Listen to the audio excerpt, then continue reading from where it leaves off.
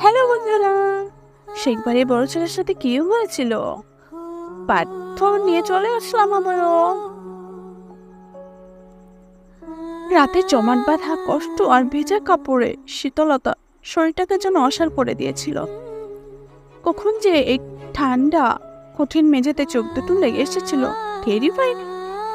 ঘুম ভাঙলো হঠাৎ করে, তবে কোনো পাখির ডাকে বা ভোরের সিংহ আলোয় নয়, আমার শরীরের উপর সজোরে এসে পড়া একটা লাথিতে আমার পুরো পৃথিবীটা আবার দুলে উঠল। দোকানি আমাকে কঠিন গলায় বলল, ওই হারামজাদা, হোয়াট, এটা কি তোর বাপের হোটেল পাইছস? বেলা 10টা বাজে, এখনো মরার মতো পয়রা আছস? ওঠ কইলা। চোখ মিলে তাকাতে দেখলাম মাঝবয়সী এক লোক ছাতার বাট হাতে আমার দিকে ঝুঁকে আছে। তার চোখে রাজ্যের ঘৃণা আর বিরক্তি। ব্যথায় কুকড়ে উঠলাম আমি। শরীরের ভেতরটা মোচড় দিয়ে উঠল, তবে সেটা লাথির ব্যথার চেয়েও বেশি ছিল অপমানের ব্যথা। কাল রাত থেকে যেটুকু আত্মসম্মান বোধ নিজের ভিতরে সযত্নে বাঁচিয়ে রাখার চেষ্টা করেছিলাম, এই একটা লাথিতে তা যেন ধুলোয় মিশে গেল।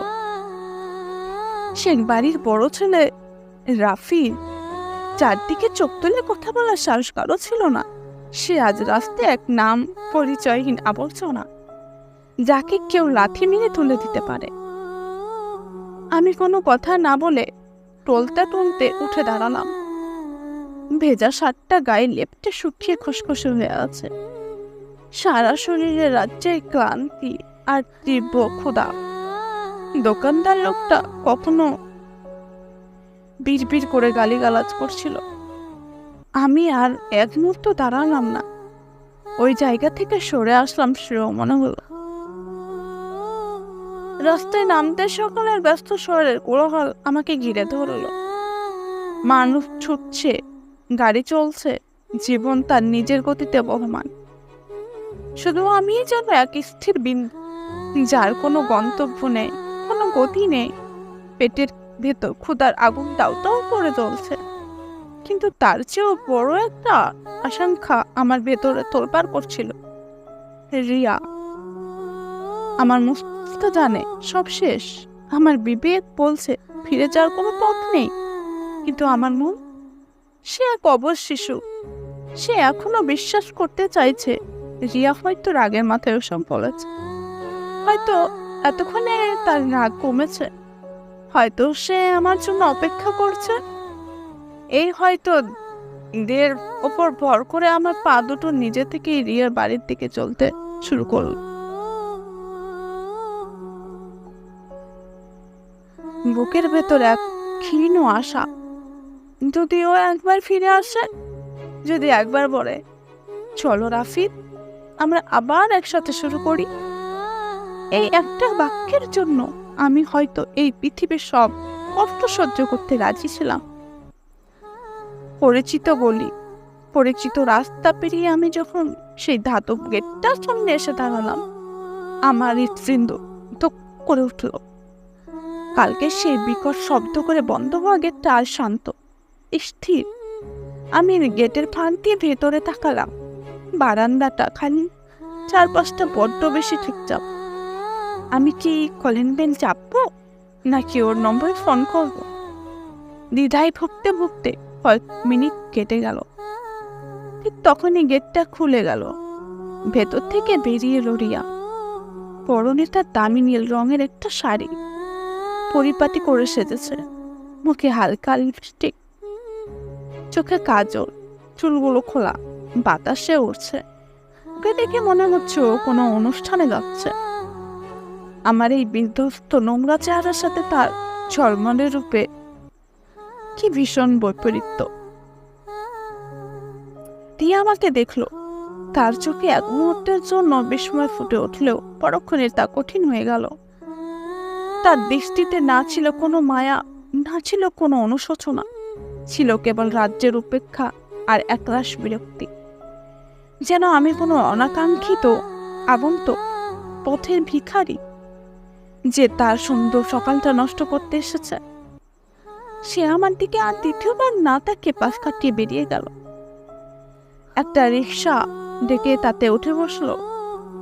রিক্সাটা তার সামনে দিয়ে চলে গেল, কিন্তু রিয়া একবারের জন্য ফিরে তাকালো না। আমি পাথরের মূর্তির মতো দাঁড়িয়ে রইলাম। আমার শেষ আশাটুকু চোখের সামনে ধূলিসাৎ হয়ে গেল। আমার মনে হলো কেউ যেন আমার বুকের ভিতর থেকে হৃৎপিণ্ডটা টেনে বের করে নিয়েছে। আমি আর ব্যথা অনুভব করছিলাম না। আমার ভেতরটা অসার অনুভূতি শূন্য হয়ে গিয়েছিল। পকেট থেকে কাঁপা কাঁপা হাতে মোবাইলটা বের করলাম। স্ক্রিনের আলো জ্বলে উঠতেই ভেসে উঠল রিয়া সেই হাস্যজ্জ্বল মুখটা। আমার ফোনের ওয়ালপেপারে ছবিটা কি নিষ্পাপ সুন্দর লাগছে ওকে। এই হাসির জন্যই তো আমি সবকিছু উজাড় করে দিয়েছিলাম। এই হাসির আড়ালে যে এতখানি নিষ্ঠুরতা, এতখানি স্বার্থপরতা লুকিয়ে আছে, তা আমার কল্পনারও অতীত ছিল। ভালোবাসা যখন প্রয়োজন ফুরিয়ে গেলে আবর্জনার মতো ছুঁড়ে ফেলা যায়, তখন তাকে আর চাই হোক ভালোবাসা বলা যায় না। এটা ছিল মোহ, হয়তো বা প্রয়োজন। আমার আঙুলগুলো গ্যালারিতে গেল। এক এক করে আমাদের সব ছবি চোখের সামনে ভেসে উঠল। একসাথে কাটানো মুহূর্ত, কথা দেয়া, দেখা স্বপ্ন, সব কিছুই আজ অর্থহীন। আমার ভেতর থেকে একটা চাপা কান্না উঠে আসতে চাইল, কিন্তু পারল না। আমার কান্নাগুলো বোধহয় মরে গেছে। আমি আর কাঁদবো না। এই ঠুনকো আবেগের জন্য আমি যথেষ্ট মূল্য দিয়েছি। একটা দীর্ঘশ্বাস পেলে আমি ওয়ালপেপারটা বদলে ছিলাম। তারপরে একে একে ফেসবুক, হোয়াটসঅ্যাপ, গ্যালারি সব জায়গা থেকে রিয়ার অস্তিত্ব মুছে দিলাম। প্রতিটি ডিলিট বাটন চাপার সাথে সাথে মনে হচ্ছিল আমি আমার অতীতের একটা অংশকে কেটে বাদ দিচ্ছি। নিজেকে হালকা লাগছিল। আমার একাই সাথে ভয়ঙ্কর রকমের একা লাগছিল। আমার আর আঁকড়ে ধরার মতো কেউ নেই, কোনো স্মৃতি নেই। আমাকে ঘুরে দাঁড়াতেই হবে, কিন্তু কিভাবে? আমার কোনো টাকা নেই, আশ্রয় নেই, পরিচিত কেউ নেই। শেখ বাড়ির পরিচয়ের বাইরে আমার তো কোনো অস্তিত্ব ছিল না। এই বিশাল শহরে আমি এখন একা, নিঃস্ব। উদ্দেশ্যহীনভাবে হাঁটছিলাম আমি। রাস্তার দুপাশে জীবনের কত আয়োজন, ঝলমলে দোকান, দামি গাড়ি, সুখী মানুষের আনাগোনা। এই শহরের জৌলুস যেন আমাকে উপহাস করছিল। হাঁটতে হাঁটতে এক জায়গায় এসে আমার চোখ আটকে গেল। বছর 60-এর এক বৃদ্ধ, শীর্ণকায় শরীর, কিন্তু চোখে মুখে অদ্ভুত দৃঢ়তা। তিনি একটা রিক্সা টানছেন। তার কপাল বেয়ে ঘাম ঝরছে, রোদে পোড়া চামড়া চকচক করছে। বয়সের ভারে শরীরটা নুয়ে পড়েছে, কিন্তু তার চলার গতিতে কোনো ক্লান্তি নেই। আছে শুধু টিকে থাকার সংগ্রাম। দৃশ্যটা আমার ভেতরটাকে নাড়িয়ে দিল। আমি নিজের সাথে তার তুলনা করলাম। আমার শক্ত সামর্থ্য শরীর, আমার বয়স আছে, শিক্ষা আছে, আর এই মুরব্বী, তার হয়তো কিছুই নেই, শুধু আছে কাজ করার মানসিকতা। যদি এই বয়সে এসে তিনি এই কঠিন পরিশ্রম করতে পারেন, তাহলে আমি কেন পারবো না? আমার আত্মসম্মান কি এতটাই ঠুনকো যে দুটো কায়িক পরিশ্রম করলে তা ধুলোয় মিশে যাবে? যে সম্মান আমাকে দুবেলা আমার খাবার দিতে পারে না, থাকার আশ্রয় দিতে পারে না, সে মিথ্যে সম্মানের বোঝা বয়ে বেড়ানোর কি অর্থ? আমার ভেতর এক নতুন জেদ চেপে বসলো। আমি আর আবেগের কাছে হার মানব না। আমি আর ভাগ্যর দোহাই দিয়ে পড়ে থাকবো না। আমাকে কাজ করতে হবে, বাঁচতে হবে, নিজের পায়ে দাঁড়াতে হবে। আমি যখন এসব ভাবছি, তখন এই রিক্সাওয়ালা মুরব্বী তার রিক্সাটা আমার পাশে এনে থামালেন। আমার দিকে তাকিয়ে তার পরিশ্রমী মুখের কোণে একটা অমায়িক হাসি ফুটে উঠল। তিনি জিজ্ঞেস করলেন, সাহেব কোথাও যাবেন? সাহেব শব্দটা আমার কানে এসে যেন অমৃতির মতো লাগলো। কাল থেকে আমি হারামজাদা ফকিন্নি ছাড়া আর কিছুই শুনিনি। সবে আমাকে তাচ্ছিল্য করেছে, অবহেলা করেছে। আর এই সম্পূর্ণ অপরিচিত মানুষটা আমাকে সাহেব বলে সম্বোধন করছে। তার এই একটা ডাকে আমার খুশি পড়া আত্মবিশ্বাসটা যেন আবার একটু একটু করে জোড়া লাগতে শুরু করলো। আমার ভেতরটা ভরে উঠলো। এই প্রথম আমার মনে হলো আমি একজন মানুষ, আমার একটা সম্মান আছে। আমি তার মুখের দিকে তাকিয়ে বললাম, চাচা, আমার কাছে তো টাকা নেই। আমার কথায় কোনো লজ্জা ছিল না, ছিল কেবল সততা। বৃদ্ধ কিছুক্ষণ আমার মুখের দিকে তাকিয়ে রইলেন। তার অভিজ্ঞ চোখ দুটো হয়তো আমার বিধ্বস্ত চেহারার আড়ালে লুকিয়ে থাকা গল্পটা পড়ার চেষ্টা করছিল। তিনি কি বুঝলেন আমি জানি না, কিন্তু তারপর তিনি যা করলেন তাতে আমি অবাক না হয়ে পারলাম না। তিনি রিকশার সিটটা দেখিয়ে বললেন, ওঠেন সাহেব, পয়সা লাগবে না, চলেন আমার লগে একটু গল্প করতে চান। আমি দ্বিধা নিয়েও রিকশায় উঠে বসলাম। রিকশা চলতে শুরু করলো। ধীর গতির এই সিটিতে বসে আমি যেন এই শহরটাকে নতুন করে দেখছিলাম। চাষার সাথে কথা বলতে শুরু করলাম। তিনি তার জীবনের সব গল্প বলছিলেন। গ্রামের বাড়ি, ছেলে মেয়ে, অভাবের সংসার সব মিলিয়ে তার জীবনটাও একটা সংগ্রাম। কিন্তু তার কথায় কোনো অভিযোগ ছিল না, ছিল কেবল স্রষ্টার প্রতি কৃতজ্ঞ আর পরিশ্রমের প্রতি আস্থা। তিনি বলেছিলেন, সাহেব, কায়িক শ্রমের মধ্যে কোনো লজ্জা নাই। লজ্জা হইল কামনা কইরা বৈশা খাওয়ানি, পরেরটা মাইরা খাওয়ানে, নিজের ঘামের টাকায় যে শান্তি তার কিছুতেই নাই।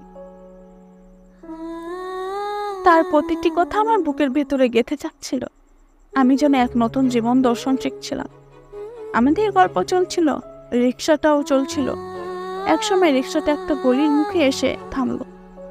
চাচা রিক্সা নেমে বললেন, নামেন সাহেব, এর ভয় নেই আমার গ্যারেজ। আমি নেমে দাঁড়ালাম। সামনে একটা বড় টিনের চালা, ভেতরে সারি সারি রিক্সা রাখা। কয়েকজন চালক জটলা করে গল্প করছে, কেউ বা নিজের রিক্সা পরিষ্কার করছে। ঘাম, তেল আর মানুষের একটা মিশ্র গন্ধ জায়গাতে এই পরিবেশটা আমার কাছে সম্পূর্ণ নতুন। কিন্তু আশ্চর্যজনকভাবে আমার একটু অস্বস্তি হচ্ছিল না।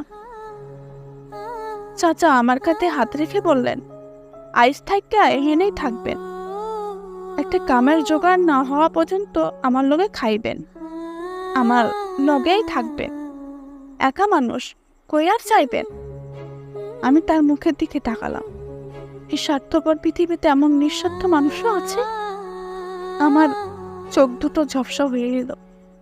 যে কান্না রিয়া বা আমার পরিবারের জন্য আসেনি, সেই কান্না আজ এই অচেনা মানুষটার ভালোবাসা আমার বাঁধ ভেঙে দিল। আমি কোনো কথা বলতে পারলাম না, শুধু মাথা নাড়লাম। শেখ বাড়ির বড় ছেলের পুরনো জীবনটা আর সত্যি শেষ হলো। আর এই রিক্সার গ্যারেজের সামনে দাঁড়িয়ে শুরু হলো এক নতুন রাফিদের জীবন। এই যে ভালোবাসতে ভয় পায়, কিন্তু মানুষকে বিশ্বাস করতে আবার নতুন করে শিখছে। সে জানে টিকে থাকার লড়াইটা কঠিন, কিন্তু সে একা নয়। হ্যালো বন্ধুরা, শেখ বাড়ির বড় ছেলে গল্পটা তোমাদের কেমন লেগেছে? হ্যাঁ, 5 পেতে কমেন্ট করতে ভুলবেন না, আর চ্যানেলটি সাবস্ক্রাইব করে দেবেন। ধন্যবাদ।